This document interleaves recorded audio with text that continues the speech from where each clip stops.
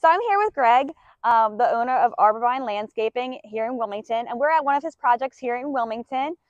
So we just wanted to ask a few questions and kind of review his project he has going on here. So the trends this year have been quite a bit different than previous years. So Greg's going to go ahead and kind of talk about the landscaping and hardscaping trends he's seeing. So what we've seen a lot of this year is really a combination of all the things we can install being put together. I think clients are wanting to see an outdoor living space that's consisting of hardscaping, landscaping surrounding it, lighting, sound systems.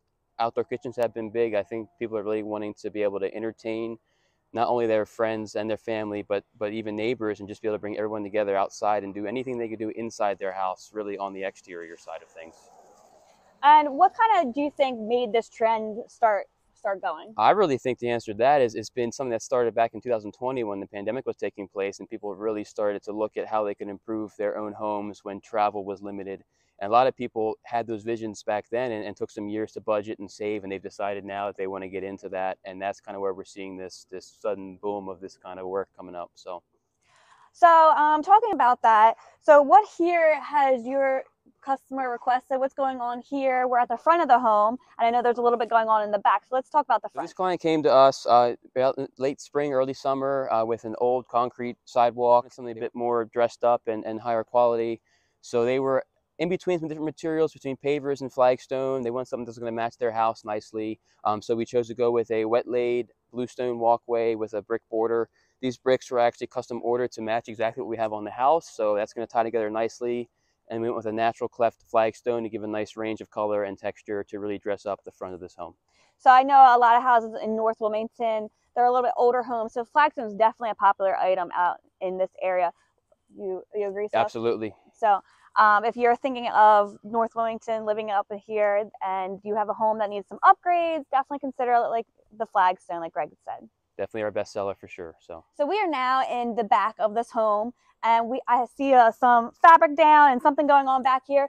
So what do we have going on back here? So it's kind of similar to the front. The clients had a old paver patio that was sinking, had a lot of weeds growing through it. It was in rough shape. So they came to us looking for a new plan. So what we did is we changed up the shape for them to incorporate their new fire pit that's going to be put here.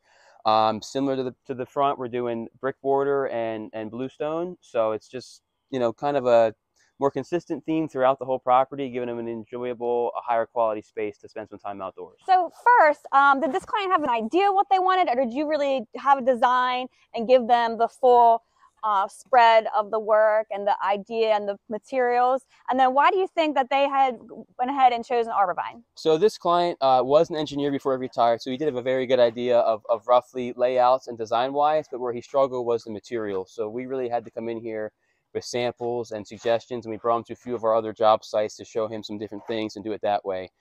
So from a design perspective, he was pretty on par, but we definitely went back and forth for quite a while actually to figure out some of the materials, and I think ultimately we came to the bluestone and the brick. So and the second part of that question, as far as why they chose us, I know they got a couple different quotes. From the feedback that I received on why they went with us, it was a combination of our professionalism with the detail in the quote and how quickly that quote was presented to them, our responsiveness to their questions and bringing samples out, as well as our industry-leading warranty, I know stood out to them as well.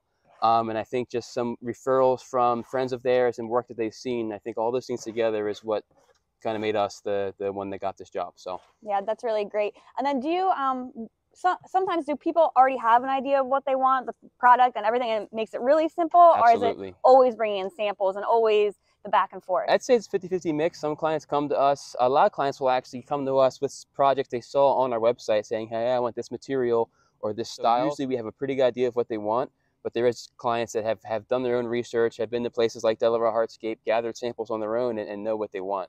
So I'd say it's about a 50-50 mix, and we're happy to accommodate whichever side of it they're on. So that's great. So this is going to be the last question while we're on site today, and we'll come back to this site when the project is all done in about a week and a half or so, and then we'll check out how it looks and the finished product. But for now, I wanted to ask the challenges of this year particularly. Sure. So there's unique challenges every year. This year, a big one has been the weather. It's been a very dry year, which more so on the landscaping side of our business has affected, you know, holding on to plants in our inventory and installing plants and lawns for clients. Has been a lot of work on them to keep things watered and stuff like that. And we are setting up sprinklers and timers for most of our clients, but still making sure those things are functioning properly in water, because it was so hot most of the summer that if something went wrong for 1 or 2 days, that was enough to kill off, younger plants and grass seed and stuff like that.